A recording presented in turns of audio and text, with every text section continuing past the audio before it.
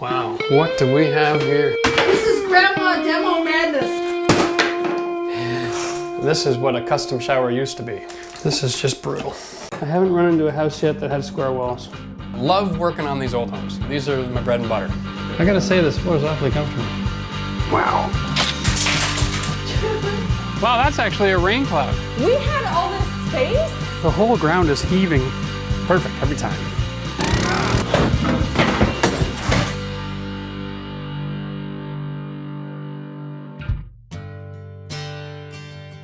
So here we are in the bathroom. We're in the home of someone who's got wheelchair accessibility issues. So they have this open concept bathroom that's been custom made. This is back before the technology that Schluter's system brings us today. So they don't have barrier free. They don't have a huge place where you can just take your chair right into the shower. There's really not a whole lot going on. This is a large space, but it's really cramped, considering that you have to bring it in a wheelchair and try to work a way around. So what we're gonna do is we're gonna gut all this back to the beginning. We're gonna put in a barrier-free shower. Now, the customer has chosen all of their fixtures and tile. It's gonna be gorgeous. We're doing herringbone tile on the floor. It's gonna look like wood, but it's in a porcelain product. The drain is gonna move out here. We're gonna have an overhead rain shower. I'm gonna put in a wand here, and it's gonna be on a 3 control so they can mix, so they can have individual control. We're gonna get rid of this wall. So the whole bathroom itself is gonna be one gigantic shower. Vanity cabinets. We're gonna do some custom woodwork here as well. It's gonna be a lot of fun. We're gonna put on a full-size mirror with a 3-inch recessed medicine cabinet. There's a lot of products here that have to be on display on a regular basis with access. So we're gonna have this as a big door. We're gonna frame this thing up, and we're gonna do it in an old barn board and stain it to match the floor. And then we're gonna have some fun over here. We're gonna do some custom woodwork, toilet paper dispenser, and magazine rack built into the wall. We're gonna do some beadboard and a shelf up here, so this bathroom has to function for more than just one person. So we need a lot of extra storage facilities. We're also gonna raise out the back wall of the shower here and create a big, long, recessed shelf. This is gonna be fun because we can get a little accent glass going on in the back wall. It's gonna be a lot of fun. And at the end of the day, this is just gonna be, a 120 square foot shower. All right, so you can imagine putting yourself in a chair trying to take care of something as simple as washing your hands here. This is not wheelchair accessible. I mean, how do you get up here to use the sink? This is ridiculous. This has got to go. We're gonna put an undermount sink. We'll put the taps over to the right side. It'll be all open underneath. We've already figured out we're gonna adjust the height up a little bit so we can drive right up underneath there. And then he'll be able to do all this stuff on his own instead of needing assistance for something as simple as washing your hands. This is just brutal.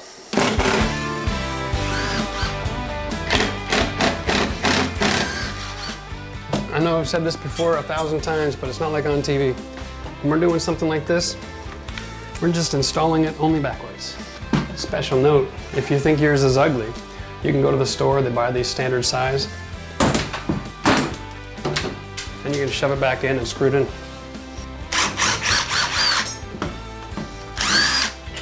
We're getting rid of all of these bars because our client doesn't need them anymore. He doesn't need bars in this bathroom. And that is that easy. Before we go too far, we gotta go turn off the water. It's rule number 1.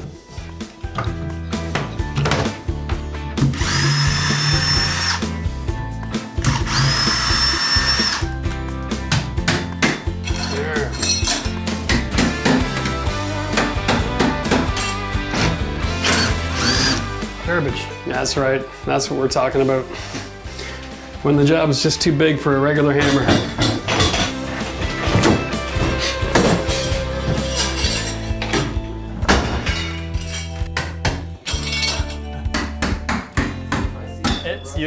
You can already see the rust coming through. It's not very good. Oh yeah! Nice. This kind of stuff here can cause personal injury, so. All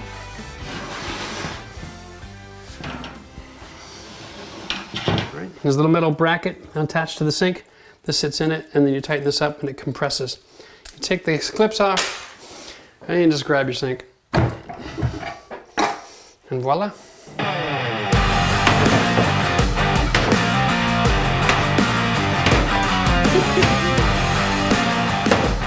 you can swing from underneath and take that sucker right off. Try not to hit it. Oh, hoppa. There we go. Wow. Mission accomplished. Yay! There you go. Grab that one, Matt. You go ahead and hit whatever you see, it doesn't matter. This is therapeutic. This is Grandma Demo Madness. My job is just to lift the toilet straight up in the air and hold it while he bags it. And up we go.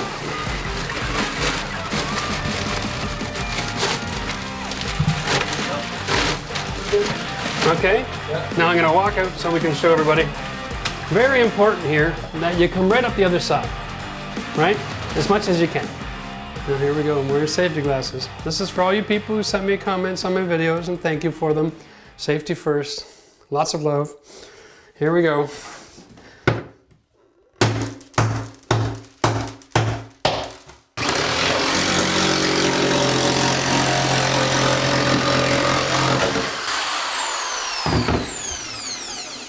And you can see we're independent of the shower now.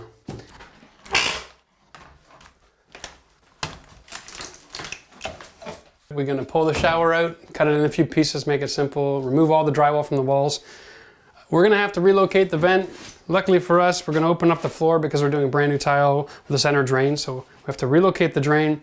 We'll move the venting into this wall over here. It won't be in the way. And then it'll just be putting down our special Ditra floor, tiling, and we'll give them back their bathroom. So here we are on day 3. Now this house is unique because, I mean, I don't think we mentioned this earlier, but this used to be the extent of the old house. Here's the exterior aspenite.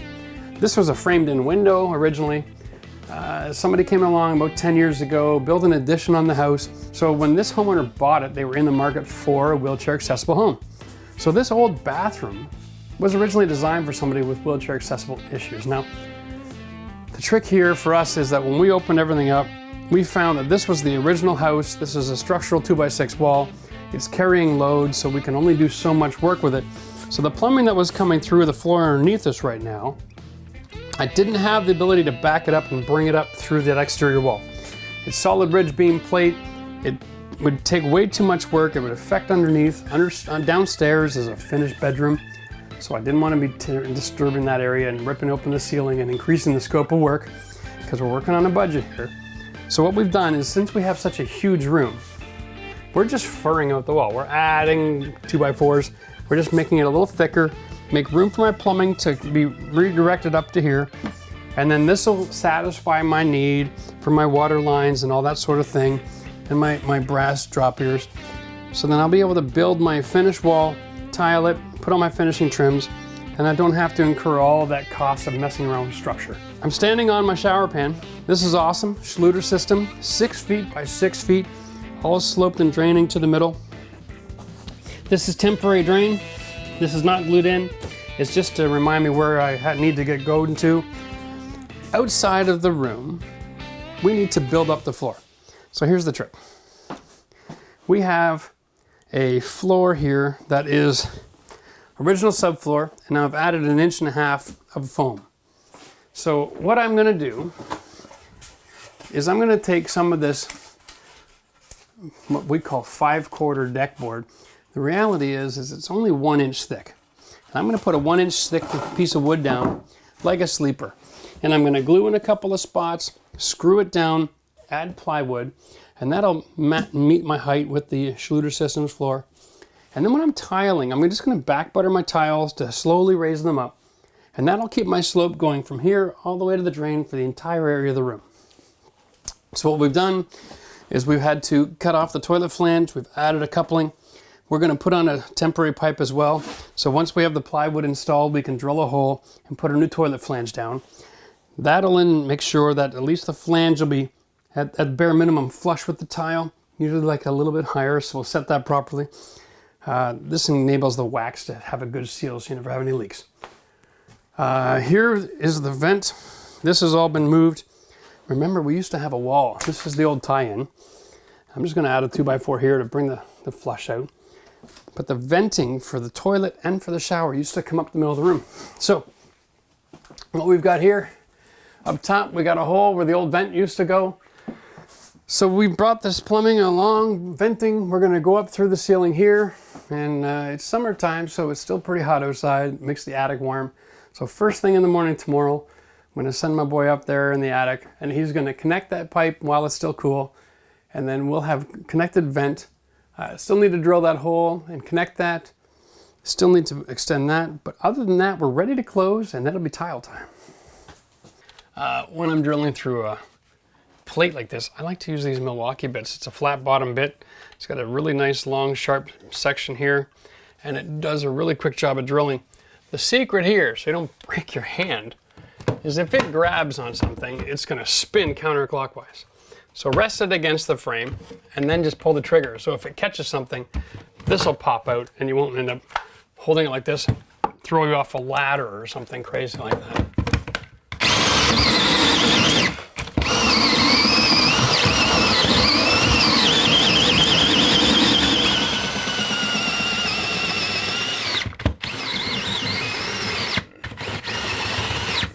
So now we're going to take our 1.5 inch pipe, which by the way, at 1.5 inches is wide enough to carry ventilation for up to 10 different fixtures, which is amazing. And the code 1.25 inches, which is the old standard from the 60s, it's only good for 1. Figure that one out. We want to push it all the way up.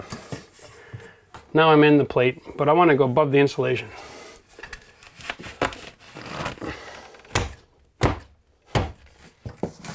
There we go. Now we're good. I can send my boy up there in the morning. He'll be able to find that pipe and then connect it all.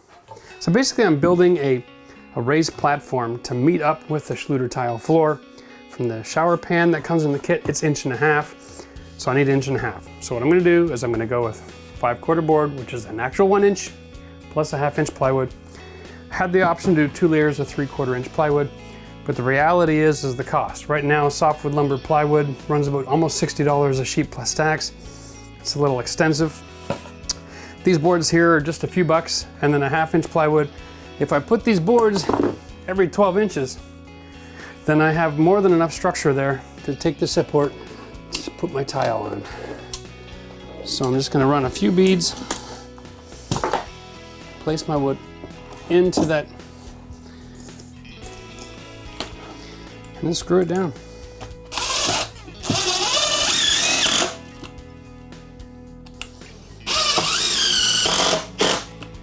Wow, what a mess. Matt, grab the vacuum. You know, there's nothing worse than leaving a mess in the ceiling cavity of another room. Somewhere down the road, someone's gonna be doing work downstairs. We don't want all our crap falling on their face. Now, just a quick reminder before you leave for the day, always make sure your plumbing is capped. Whether you're on a septic system out in the country or on the city sewer system, the 3-inch pipe is a main vent line. There is no P-trap on a 3-inch pipe, so it always has the gas from the sewer coming through. It doesn't have to be glued in, just something simple. Orange, blue caps, whatever your stores. Even a coffee cup, but make sure you seal it up, because by tomorrow morning, my God, you won't want to be coming to work in here. So now that we've got all of our mechanical finished, we moved on, we got all the walls closed, so everything's drywalled and taped, we got our 3 coats on, we got all our waterproofing membrane in place. Of course, you know, I'm a big believer in the Schluter product. Just a quick word of warning, if you have somebody working in your house and they're doing this product, make them show you proof that they've been trained how to do it properly. Schluter Company offers a 10-year warranty for against damage in your home for certified installers. So it's worth making sure that they've got the little notification card saying they passed the course. They do it for free in Toronto. We've also got our beadboard on the wall. This is going to be painted in. We're going to have a shelf over here. Our client has some specific needs. I mean, this is a wheelchair accessible bathroom. There's a lot of medications involved. He's also a heart patient, and you can imagine the myriad of issues he deals with. So one of the problems they had before was a lack of counter space. We've only got 5 feet of counter here. We want to have a sink that we can get wheelchair accessibility issues to. We want to have shelving and cabinet drawers. So we're going to build a built-in medicine cabinet that's also a full-length mirror, and it's going to go right here. So this is a original part of the house. This is the addition. So we have a 2x6 frame We also furred it out so we could run our plumbing. So now we got an 8-inch deep cavity. So we're gonna custom build a cabinet that sits right here. It's picture framed in some barn board, and it's gonna be a full-length mirror. And that'll give them all kinds of storage. So now that we got all of our elements in place, we're ready to move forward and start tiling. The reason I say that is very important to know exactly what the finished product's gonna look like before you tile.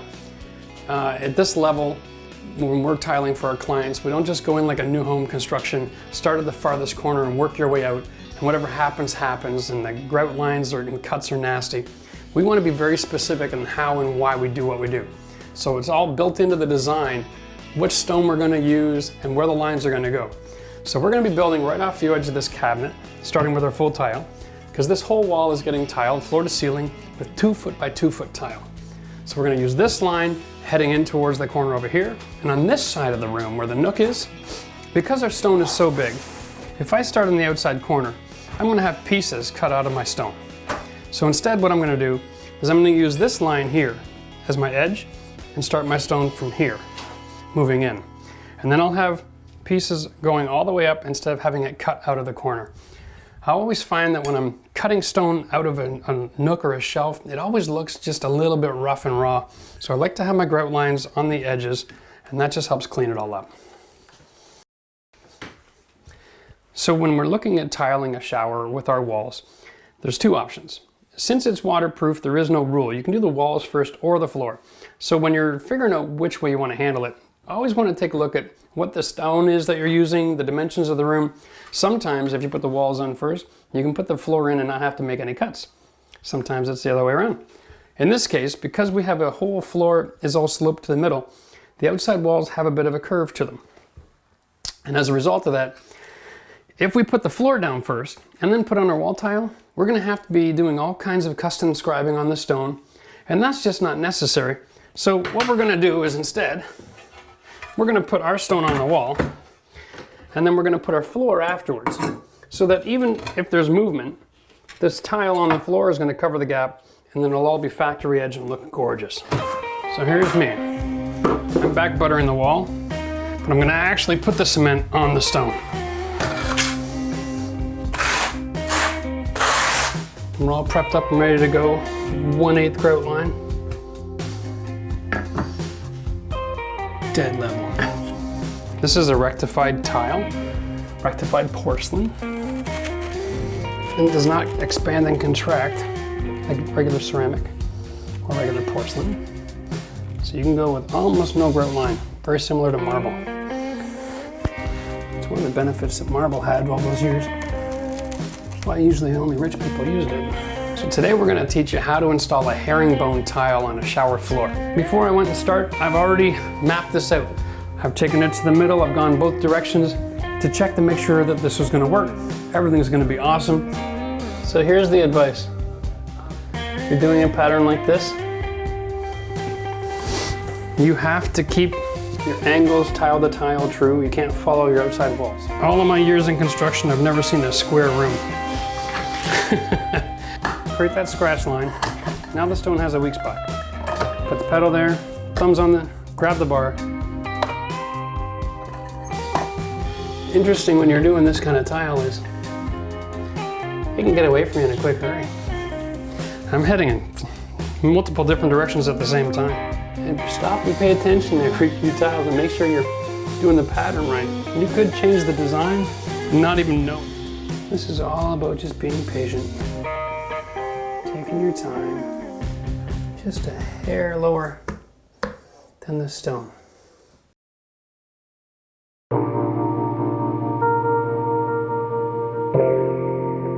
We've just finished our conversion from a traditional 3-piece bath that was built originally for someone using a wheelchair, so it had a little extra space, but it did not have the functionality that a good design needs for somebody in a wheelchair. Remember, the first rule of design is it must function. So in this situation, we had a built-in shower, we had a vanity that was too short and gave little access, and there wasn't enough room in here to maneuver. So every time the homeowner needed to come in and use this facility, he needed assistance. So by this renovation, we've removed the need for assistance. Now he can come in, take care of all of his functions on his own, doesn't have to rely on somebody for simple things like going from the chair to the shower stall, because this is now his shower stall. What we've done is we've made this whole room one shower stall and then incorporated all the fixtures and furnishings into this room. So we've removed the old shower, we've put in an entire waterproof membrane system on the floor. Of course, the floor is brilliant with the herringbone tile. But the important thing here is not only did we make the floor waterproof, we removed the heat system from the floor and brought it up into the wall. So now no matter what happens in here, even if the drain gets plugged, we'll be able to carry 25, 30 gallons before it starts to become an issue. So it's a great safety feature. Over here we have our adjustable slide bar. This is Rebel Pro. And this is a brilliant system, solid brass cartridges. This is an adjustable shower tile, just really simple to operate. So usually it's down here for Keith, and it makes it real easy for him to function. And the way this works is this is a thermostatic and a pressure balance valve. So it's kind of cool, it does everything at once. Here's our temperature preset, and then if you want to turn this on, that's for the hand shower, and then this is for the rain shower overhead. Now this is a great little function. You can see that the diameter of the water is about 12 inches. We got an 8-inch shower head, but it falls at about 12-inch diameter. You can see as it pulls up on the floor down here, it only gets about a 2 to maybe 3 foot, diameter, around the drain, and then the water is collected. So you can have a shower in here, and the water will never extend and splash over to the vanity and the cabinets and all the other fixtures. So although we have wood products in the room and it's a wet area, they're never affected by the water. So the vanity is custom designed. We'd like to thank our friends over at Urban Quarry for supplying us with this amazing quartz top. This is actually designed, it's got a little bit of that aqua green fleck in it, and under the right lighting really shines out and ties the room together with the wall color. We designed this so that he's able to drive right up underneath and then access the tap and the manual drain system. We changed to the clicker drain here so he doesn't have to fuss around with that little bar in the back. This way, he likes to shave with a sink full of water. That's his personal preference. Again, when you're doing a work, you design it to meet the client's needs. So he's got a clicker drain. He can access the tap from the front. Brilliant. It's 36 inches high. So what we did is we made some custom cabinets for open shelving, lots of storage. Bought this cabinet system here with lots of drawers. And then we have a fake panel underneath the back there to cover all the plumbing, just to help keep the room looking clean and tidy. So if you need access to the plumbing down here, it's just Velcroed on. Nice and simple. So one of the things that we wanted to incorporate in this bathroom was a full-length mirror. And this isn't for Keith, this is for other members in the family. But we also had tons of storage needs. There's a lot of medical issues here.